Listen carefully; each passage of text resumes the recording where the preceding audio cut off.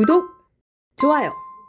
시작하기 전에 좋아요 한번 꾹 눌러주시고 구독 신청하시는 분이 있으면 구독 꾹 눌러주시면 신청해 주시면 큰 힘이 됩니다. 예, 3부 시작하겠습니다. 3부에는 좀 특별한 분을 모셨습니다. 특별 출연 최은석 대구시장 후보이고 현재 국민의힘 의원이죠. 대구시장 후보로서 이야기도 듣겠는데요. 또 이슈도 좀 한 두세 개 좀 짚어보도록 하겠습니다. 예, 최은석 대구시장 후보 나오셨습니다. 어서 오십시오. 예, 안녕하십니까. 예. 우선 좀 국내 이슈 좀 몇 가지 물어보죠. 자, 정청래 대표가 하반기 상임위 문제에 대해서 공개적으로 입장을 발표했습니다. 뭐 김어준 방송에서도 이야기를 하고 또 공개적으로 나와서 민주당이 하반기에는 상임위 현재 있는 전체 상임위를 민주당이 다 독차지하겠다, 네. 독점하겠다, 완전 독점을 주장을 했습니다. 어떤 차원에서 이 상황 보세요? 저는 지금 이재명 정부 출범한 이후에 네. 이재명 정부와 민주당이 보여준 그동안 우리 행정부나 그다음에 의회에서 여러 가지 입법 폭거라든지 또 그동안 의회 독재 이런 것들을 이어온 그 연장선상에서 이제는 진짜 완전히 더불어민주당이 이제 의회를 완전히 본인들이 손아귀에서 모든 이제 국민들을 이제 자기들의 어떤 자기들만의 어떤 그런 좀 구조화해서 이 국회를 운영하려고 하는 거 아닌가 하는 이런 생각이 들고 네. 그동안 실은 보면 이 상임위원장을 독식하지 않더라도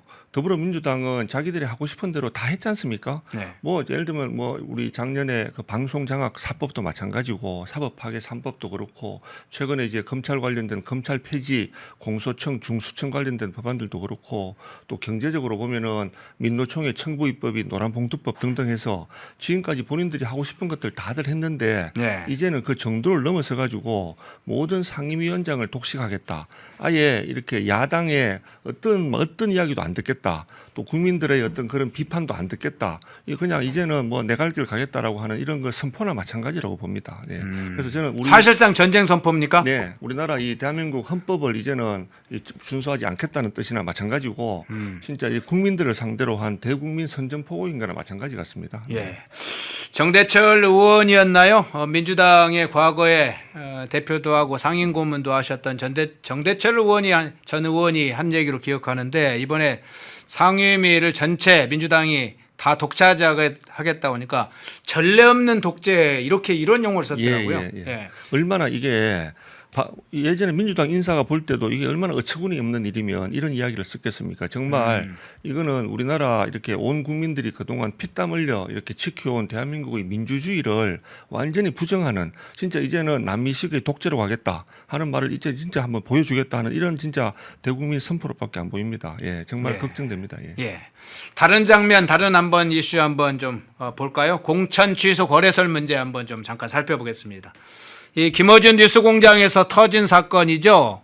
뭐 외부에서 한 것도 아니고 김어준 방송에 터진 거예요. 사실은 이제 김어준이 당시 현장에서 상황을 듣고 이 큰 건 터졌네. 뭐 추가 취재가 필요하겠네. 뭐 이렇게 이야기를 했다가 네. 크게 확산되자 김어준이 난 사전에 몰랐어. 이렇게 발을 빼는 장면이 있었는데 자. 사건의 진상조사를 제대로 해야 되는 문제에 주로 종점이 가지 않고 김어준이 저 방송을 알았네 몰랐네 뭐 친명계하고 친청계하고 싸우네 뭐 이런 이제 걸로 주로 초점이 맞춰지는 경우도 있어서 여러 가지 제한적이었는데 사건의 이제 본질 문제가 더 중요했는데 저 상황 진행될 때 어떤 차원에서 저 상황을 봤습니까? 저는 이게 보면은 이 아니 땐 굴뚝에 연기 날까 하는 생각이 들고 그동안 어찌 보면은 지금 이재명 정부 출범 이후에 네. 해왔던 여러 가지 모든 법적 조치들이 보면 결국 이재명 대통령의 나중에 퇴임 이후에 방탄을 위한 그런 여러 가지 법이나 조치들이 많이 진행됐지 않습니까? 예. 실은 이제 12개 혐의로 또 이제 5개의 재판을 받고 있는 이런 상황에서 이번에 검찰 관련된 여러 가지 이제 법 개정 사항 중에 이런 이야기가 나왔다는 것은 그만큼 이제 어찌 보면 키는 검찰이 갖고 있는 거 아니겠습니까? 공소 취소를 하게 되면 제일 먼저 움직여야 될 때가 검찰이니까 그래서 검찰에게 어떤 일정 부분의 대가를 주고 공소 취소를 이렇게 유도한 거 아니냐 이런 이야기는 충분히 있을 법한 이야기인데 이런 것들이 저는 김어준의 저 뉴스 공장인지 뭔지에서 아마도 갑자기 툭 튀어나온 그래서 이게 뭔가 물밑에서 진행되고 있던 것들이 갑자기 이렇게 뭐 어떤 저런 방송을 통해서 이렇게 나온 거 아닌가 하는 이런 생각이 좀 들고 네. 저는 이게 결국은 보면 지금 더불어민주당 내에 차기 당권이나 차기 대권을 둘러싸고 이제 진짜 내전이 이제 본격적으로 벌어지고 있다 하는 이런 생각이 좀 듭니다. 예. 그래서 저는 이번에 지금 더불어민주당이 결국 이제 이런 이제 지금 공소와 관련돼서 국정조사를 실시하고 있는데 이것도 이제 말이 안 되는 거죠. 예, 이미 왜냐하면 진행 중인 재판과 관련된 이런 사건들에 대해서 예.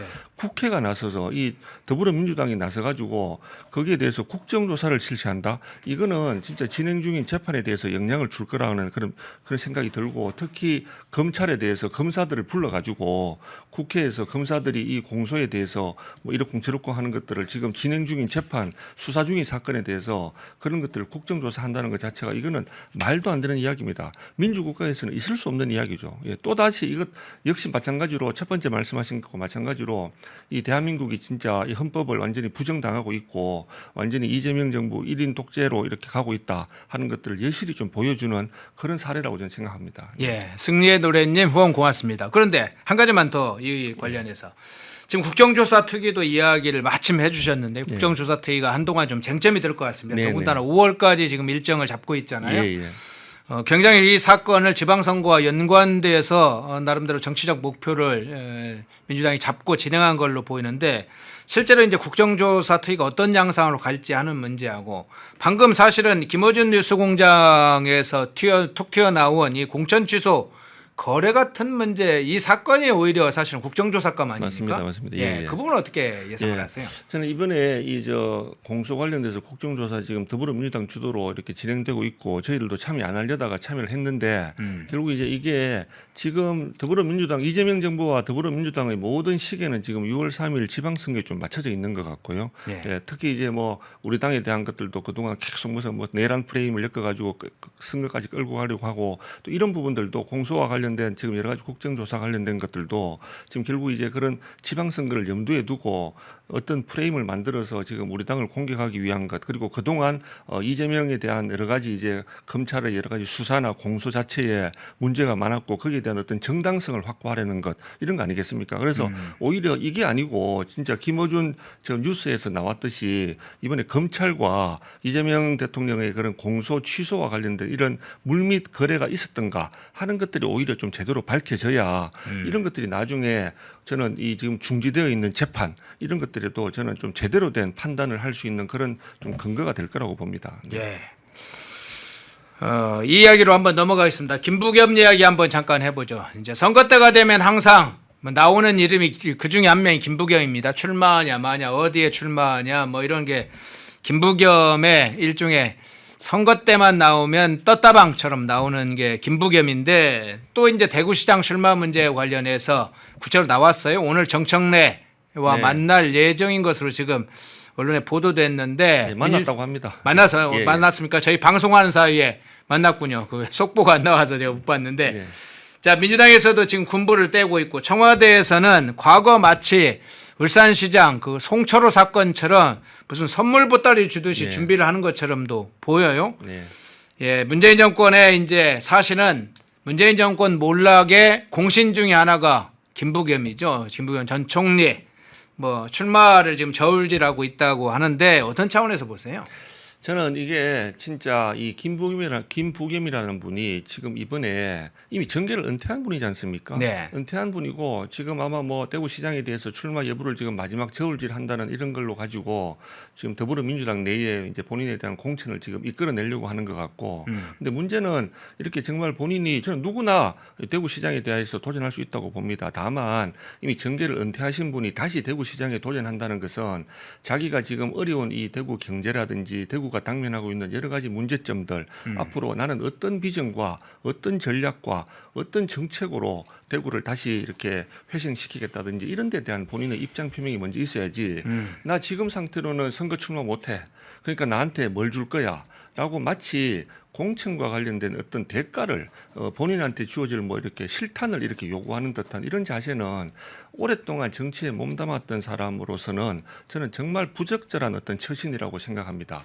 특히 지금 보면은 이 김부겸 전 총리라는 분은 그동안 대구시장 출마에도 대구시장에도 몇 번 출마했었고 한 그런 전력 때문에 대구를 떠날 때 이제는 대구 돌아보지도 않겠다 하는 이런 어떤 그런 이제 뉘앙스를 남기고 이미 서울로 이렇게 가신 분인데 지금 본인이 이렇게 다시 대구 시민한테 대구 시민을 위해서 봉사하겠다는 생각을 할 사람의 그런 자세로는 안 맞는 거고요. 특히 이런 것들이 만약에 김부겸 전 총리가 출마를 위해서 정부에 뭔가를 요구하고 그런 것들이 정부 여당을 통해서 뭔가 이렇게 또 이렇게 선거에 또 이렇게 아마 악용된다라고 하면 이것이야말로 저는 공직선거법을 정면으로 위반하는 거라고 봅니다. 공직선거법에는 분명히 공무원의 정치적 중립이라고 하는 게 엄밀히 규정되어 있고 결국 이게 청와대나 어디에서 자 김부겸 대구시장 나가면 이런 걸 해줄 수 있다 이런 이야기들이 만약에 거론된다면 언젠가는 그것이 분명히 밝혀져서 저는 나중에 공직선거법 위반으로 여기에 관련된 모든 공직자들 전부 다 엄중하게 처벌받을 수 있다고 생각을 하고 그런 것들 실제로 해야 될 일이면 여당이 되건 야당이 되건 간에 정부의 균형 발전 전략에 따라서 당연히 대구시에 집행되어야 될 사업이 있는 거겠죠. 그런데 그게 여당 후보가 되면 해주고 야당 후보가 되면 해주지 마라라고 하는 그런 이야기들이 만약에 있다라고 하면 거기에 관련된 모든 사람들은 공직선거법을 위반한 것이다. 저는 이렇게 생각하고 이번에 그런 좀 부적정한 일이 생기지 않길 바랍니다. 예, 김부겸 씨는 명심해야 될 게 있습니다. 민주당이 그간에 해온 행태나 지금 최근에 이제 뭐 이 판결이 나오고 수사가 특검의 수사 결과가 나오고 있는 게 있죠. 양평 고속도로 문제입니다. 특검에서 실제 조사도 했죠. 민중기 특검이 윤석열 부부가 마치 관여한 것처럼 몰아갔었죠. 아무리 조사해도 증거가 없었어요. 윗선 개입이라는 게 없었다는 게 확인이 됐어요. 지금 특검 수사에서 억지로 그걸 해보려고 했지만 사실상 없다. 그러면 지금 양평에 김부겸 씨도 살았습니다. 당시에도 양평 고속도로 문제가 나왔을 때 뭐 김건희 여사뿐만 아니라 이 김구보영 이야기도 나왔어요. 불법 뭐 관련된 이야기도 나왔는데 김부겸 씨는 이 부분에 관해서는 사과를 해야 될 것 같아요. 민주당이 그간에 과거 있지도 않은 사건에 대해서 지나치게 그렇게 정치적인 공격한 것에 문제가 있다. 더군다나 양평군민 관련된 공무원이 한 분이 사망을 하셨습니다. 그러면 양평군에 살았던 김부겸은 적어도 이 사건에 관련해서 책임 있게 한마디를 하고 사과를 하고 뭐 출마에 대해서 자기의 변을 나중에 이야기를 하든 이 문제는 분명히 책임을 져야 될 것 같습니다. 아무런 책임 없는 시 어물쩡 넘어가면 안 됩니다. 그 부분도 우리가 좀 유의해서 살펴보겠습니다. 자, 우리 최은석 후보님, 의원님 관련된 문제를 좀 몇 가지 여쭤보죠. 네. 대구시장 공천 과정에서 이정현 공관위원장이 최은석 이 의원 또는 최은석 후보를 내정했느냐 이런 이제 좀 언론 보도가 있었고 네. 좀 그럴듯한 예. 내정설이 한참 이게 돌았습니다. 뭐 이정현 공관위원장이 남긴 메시지가 사실은 최은석 후보님을 사실상 픽한 거 아니냐, 염두에 둔 건 아니냐 해서 이제 내정설 얘기가 돈 건데 그 부분에 뭐 사실관계든 어쨌든 예. 좀 그 부분이 아니 개인적으로 좀 내심 기대했습니까? 어떻게 하셨어요? 저는 뭐 특별히 기대를 했다고 말씀드릴 수는 없을 것 같고 네. 다만 이제 저는 진짜 이번에 그 공관위 면접 가서 이정현 위원장을 처음 뵀습니다. 그전에 일면식도 없는 분이었고 하니까 사전 내정설 같은 거는 애당초 있을 수도 없었는데요. 네. 제가 이제 이번에 아마 그런 좀 오해가 이렇게 좀 생긴 거는 아마도 이런 것 같습니다. 지금 이정현 위원장이나 우리 공관위에서 대구라고 하는 그동안 우리 보수에 있던 핵심 도시가 왜 이렇게 경제적으로 되게 어려워졌나 그리고 대구 시민들이 이렇게 바라는 어떤 변화 같은 것들은 어떤 게 있나 이런 것들을 아마 쭉 이렇게 얘기를 많이 들으셨을 텐데 실은 그 부분은 지금 대구가 진짜 전국의 GRDP라고 하는 대구 지역 총생산도 꼴찌기도 하고 오랫동안 대구 경제가 지금 많이 정체되어 있습니다. 그래서 대구를 지금 다시 경제적으로 회생을 좀 시키려면 결국은 대구에 있는 산업 구조를 좀 더 고도화하고 다음에 그 산업들 내에 성장하는 기업, 다음에 혁신하는 기업들을 많이 만들어서 그런 기업들이 좋은 일자리들을 많이 창출하고 대구에 있는 젊은 사람들이 그런 좋은 일자리를 통해서 대구에 정착할 수 있도록 하는 것이 되게 중요하다. 이건 지금 대구를 걱정하는 사람이라면 누구나 다 알 수 있고 누구나 다 알 수 있는 그런 해법이거든요.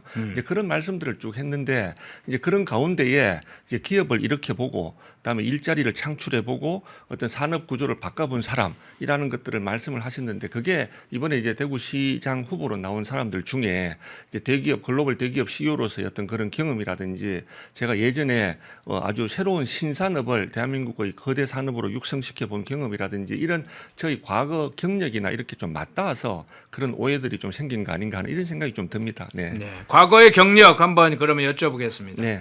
뭐 제가 이제 자세히는 모르지만 얼핏 들은 얘기는 올리브영 네. 그리고 비비고 이 성공 신화가 있다고 네. 제가 들었는데 나오신 김에 이 네. 후보님 관련된 과거의 그 신화 예.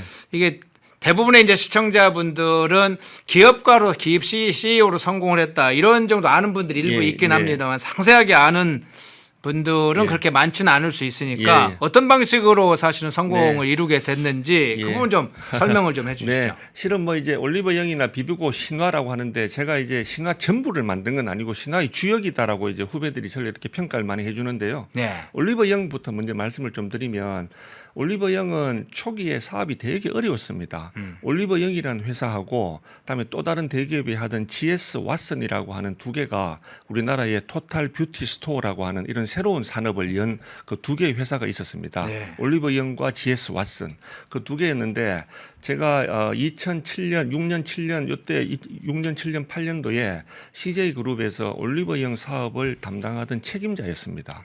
그때 올리버 영 사업을 접을까 말까 하는 고민이 되게 많았습니다. 왜냐하면은 올리버 영도 그렇고 아까 말씀드린 또 하나 경쟁사인 GS 왓슨 둘 다 국내 기업과 해외 기업 간의 50대 50의 합작 법인이었습니다. 왜냐하면 해외에 있는 선진 기업들 그런 기법들 같은 걸 우리가 좀 이렇게 받아야 돼서 50대 50의 합작 법인으로 설립을 했는데 이 합작 법인의 운영이 되게 매끄럽지 못했고 회사의 성장 전략이나 그다음에 점포 확장이나 그다음에 화장품 같은 안에 그 상품 구색 같은 거에 있어서 너무나 갈등들이 되게 많았습니다. 그래서 두 회사 모두 되게 어려웠고 올리버 영도 그 당시에 이 사업을 접을까 말까 이런 좀 갈림길에 있었을 때 제가 그룹에서 사업을 맡았는데요.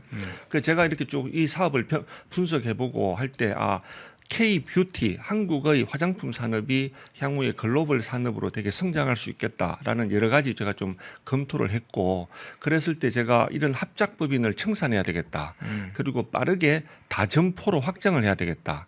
그리고 그때 당시에 또 올리버 영의 국내 화장품 대기업들이 물량 납품을 끊어버려 가지고 화장품 매대가 비는 일이 생겼습니다. 그래서 대기업에 의존하지 말고 우리나라의 화장품 벤처기업, 화장품의 이런 인디 브랜드들을 많이 육성을 해서 올리버 영이 국내외에 한국의 그런 인디 브랜드들을 이렇게 판매해주는 플랫폼으로 이렇게 성장하면 좋겠다라는 전략을 제가 만들었죠. 그래서 그때 합작법인을 제가 직접 청산을 시켰고 홍콩 회사였는데요. 그 합작법인 청산하고 다점포로 이렇게 빨리 나가고 그다음에 인디 브랜드를 육성하고 하는 올리버 영은 그런 전략으로 나갔고 제가 말씀드린 또 하나의 경쟁사 또 이렇게 GS 왓슨이라는 회사는 그런 합작 관계를 청산하지 못했고 브랜드들을 확장을 잘 못했습니다. 그래서 그 다음에 또 다른 브랜드로 이름을 한번 바꾼 다음에 마지막으로는 참 안타깝지만 그 회사는 문을 닫았습니다. 그러니까 그 당시에 두 개 회사가 어떤 전략을 이렇게 준비하고 그 전략들을 실행했느냐에 따라서 한 회사는 매출액 6조의 회사로 성장했고 나머지 한 회사는 회사 문을 닫았던 거죠. 예, 그래서 제가 그때 그룹에서 올리버 영 사업을 담당할 때 내렸던 그런 핵심 전략 세 가지가 어떻게 보면은 오늘날 올리버 영이 이렇게 글로벌 K-뷰티를 이끄는 이런 산업으로 이렇게 성장한 그런 계기가 됐던 겁니다. 그게 이제 올리버 영에 대한 어떤 저희 기여라고 말씀드릴 수 있고 그다음에 비비고는 실은 비비고라는 브랜드가 저는 비비고 브랜드를 만든 사람이 아닙니다. 일부 그런 오해가 좀 있는데요. 만들어져서 국내 기업에서 국내 시장에서는 되게 성공을 많이 했어요. 그런데 이 국내에서 결국 글로벌로 이렇게 K-푸드를 성장시키기는 여러 가지 난관들이 되게 많았습니다. 그래서 제가 이제 2017년, 18년 이때 CJ 그룹에서 그룹 전체의 각 사업의 각 계열사 사업을 전략, 투자, 뭐 M&A 뭐 여러 가지를 제가 다 총괄하던 경영 전략 총괄이라는 위치에 있었는데 그때 K푸드를 글로벌리 성장시키기 위해서는 미국 시장을 공략해야 되겠다. 그래서 제가 미국에 있는 슈완스라고 미국의 냉동식품 회사가 있습니다. 그 회사를 인수해서 비비고를 그 회사의 유통망에 태워서 미국 전역으로 빠르게 확산하자 하는 전략과 미국을 베이스로 해서 유럽 시장을 확산하고 캐나다 시장으로 진출하자라고 하는 이런 경영 전략을 제가 좀 수립을 했고 그 인수를 제가 미국의 슈완스라는 회사 인수를 제가 주도했습니다. 그런 다음에 제가 CJ 제일제당의 대표이사로 부임해서 비비고 브랜드를 이렇게 미국과 유럽, 호주, 캐나다 그다음에 이 동남아 이렇게 글로벌리 이렇게 확산하는 데 있어서 제가 되게 주도적인 역할을 많이 했고 오늘날 비비고가 K푸드를 대표하는 글로벌 브랜드로 성장하게 된 데는 아까 제가 말씀드린 미국과 글로벌을 확장하기 위한 M&A 전략 그리고 제가 CJ 제일제당 대표이사로 부임해서 유럽이나 기타 호주, 캐나다로 이렇게 빠르게 확장했던 것들 이게 오늘날 K푸드의 어떤 글로벌화 그중에서 비비고가 아주 선두에 있는 이런 것들을 제가 좀 직접적으로 주도적으로 많이 했다 이런 말씀을 드리겠습니다. 예. 네.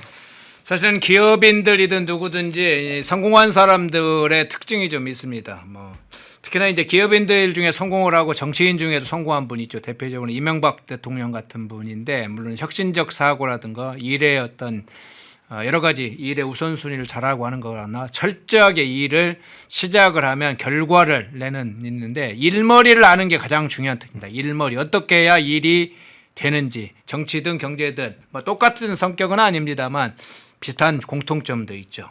자 그리고 아까 이제 CJ 이야기도 좀 해줬는데 CJ가 다 뭐 좌파 성향 아니냐 그런데 CGV와 사실은 CJ 제일제당이나 CJ 그룹은 같은 분위기가 아니에요. 우리가 이제 영화계에 있는 주로 CGV를 중심으로 이야기를 하다 보니까 CJ가 조금 좌로 편향돼 있다라고 일부 알려 있는 분이 있는데 저도 청와대에 있을 때 CGV 관계자들 임원들 많이 만났습니다만은 그렇지 않습니다. CGV가 조금 그런 경도가 돼 있죠. 그걸 이끌어가는 리더가 그런 영향이고 문화계가 이제 그러니까요. 그분도 좀 구분해서 보시면 좋을 것 같습니다.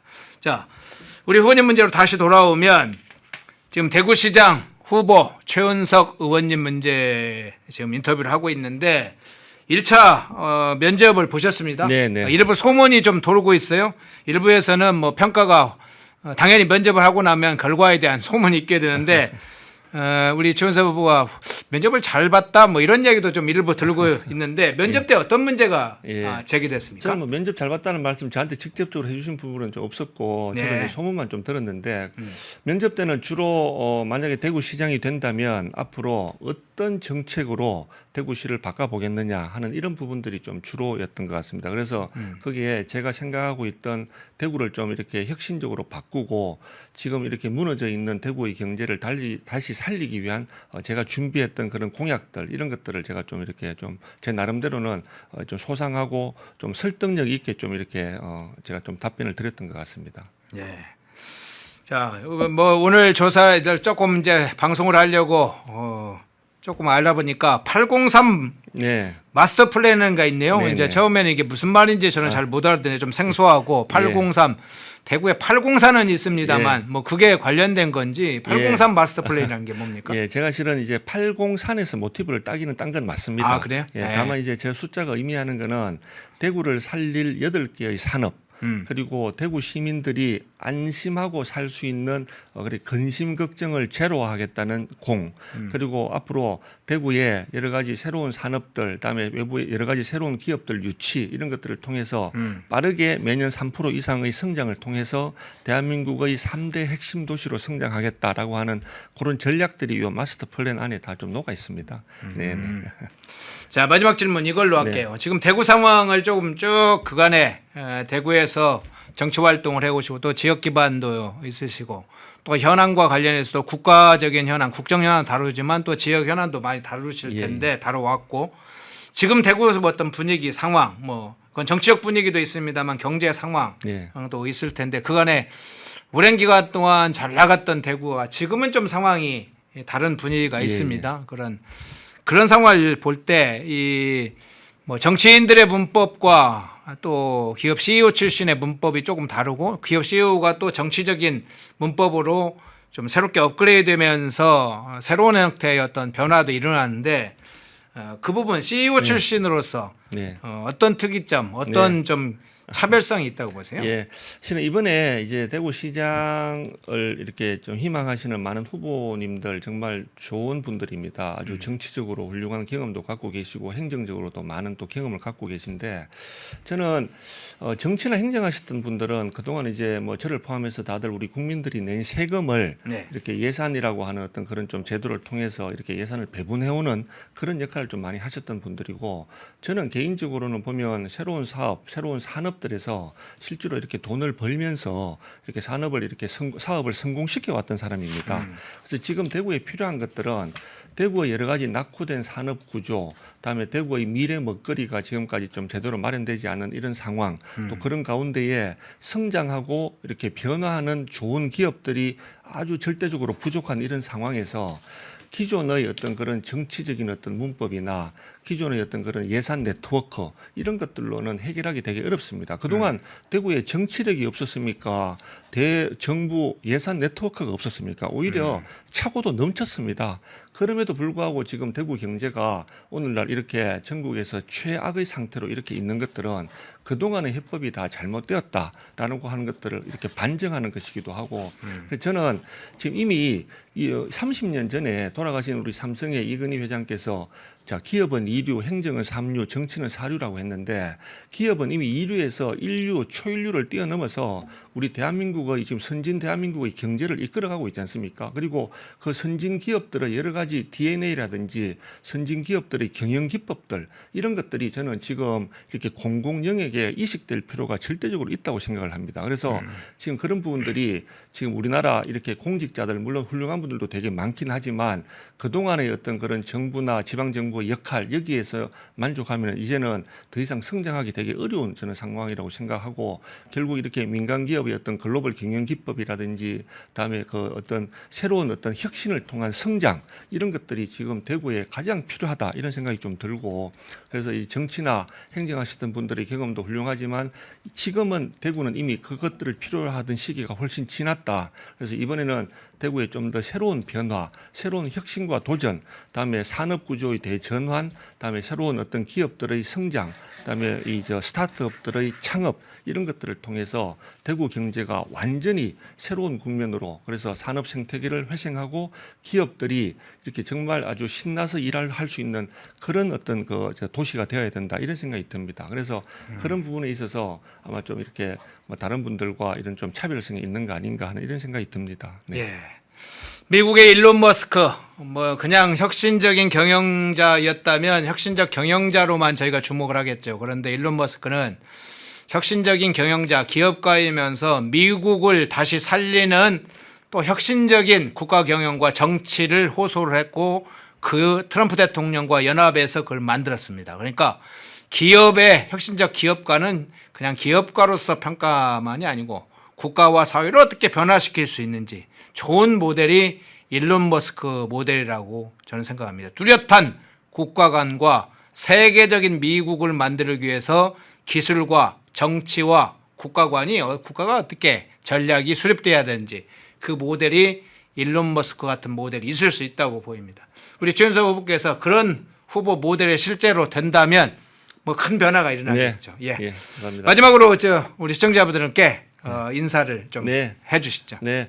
아마 그동안 제가 이제 국회의원 초선이라 이렇게 일반 국민들께는 인지도나 이런 것들이 좀 많이 낮고 하지만 제가 국회에 들어오기 전에 그동안 이렇게 민간 글로벌 대기업에서 일했던 저의 열정과 또 그동안 제가 이룩했던 여러 가지 성과들 또 제가 이렇게 평생 글로벌 대기업에서 몸담으면서 가져왔던 여러 가지 경영 DNA 이런 것들을 저는 이제는 국민을 위해서 봉사하고 싶고 지난 국회에서 그런 봉사 과정을 좀 거쳤다면 이번에 정말 제가 사랑하는 고향 대구가 이런 어려운 경제 상황에서 지금 더 이상 조금 더 가면은 이제는 회생불능의 상태로 이렇게 좀 들어갈 것 같습니다. 그래서 이제 대구의 경제 회생과 앞으로 대구의 발전을 위해서 이번에 제가 남은 제 인생을 한번 바치고자 이렇게 큰 결심을 했습니다. 예, 거기에 대한 우리 대구 시민 여러분들의 좀 저에 대한 진정성 이런 것들을 좀 말씀드리고 싶습니다. 네. 예, 대구시장에 출마한 대구시장 후보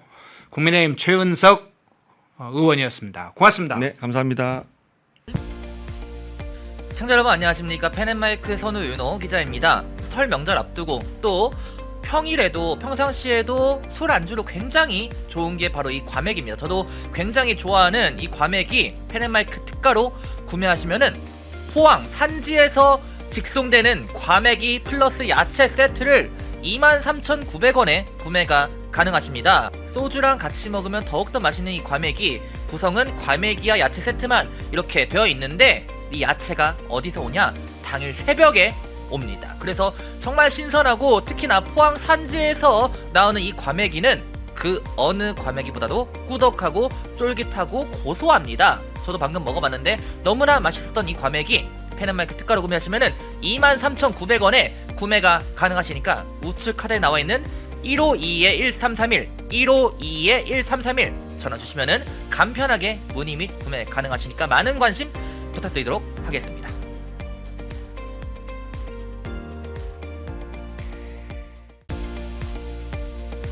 시청자 여러분 안녕하십니까. 펜앤마이크 선우 윤호 기자입니다.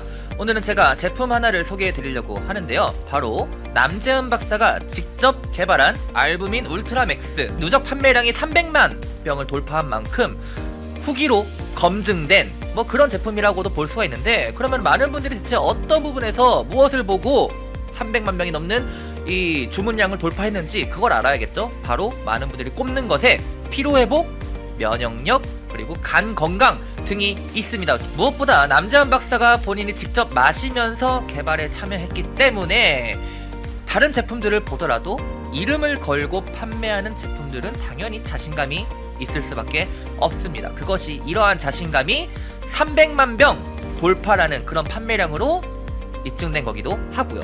이 피로회복, 면역력, 집중력 저하, 간 건강 등 이 하루 한 병 바꿔보시면은 아마 일상이 달라졌다는 후기들이 많은 것처럼 여러분들도 그 후기가 자신의 후기가 될 수 있을 거라 생각을 합니다.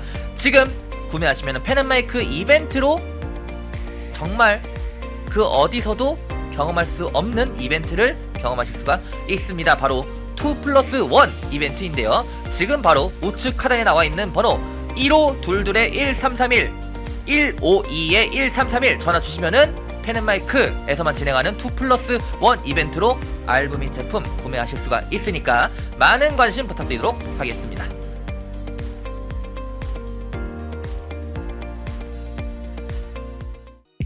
펜앤마이크에서 추천하는 영상도 보고 가세요. 다른 영상도 즐기시려면 구독 버튼을 꼭 눌러주세요.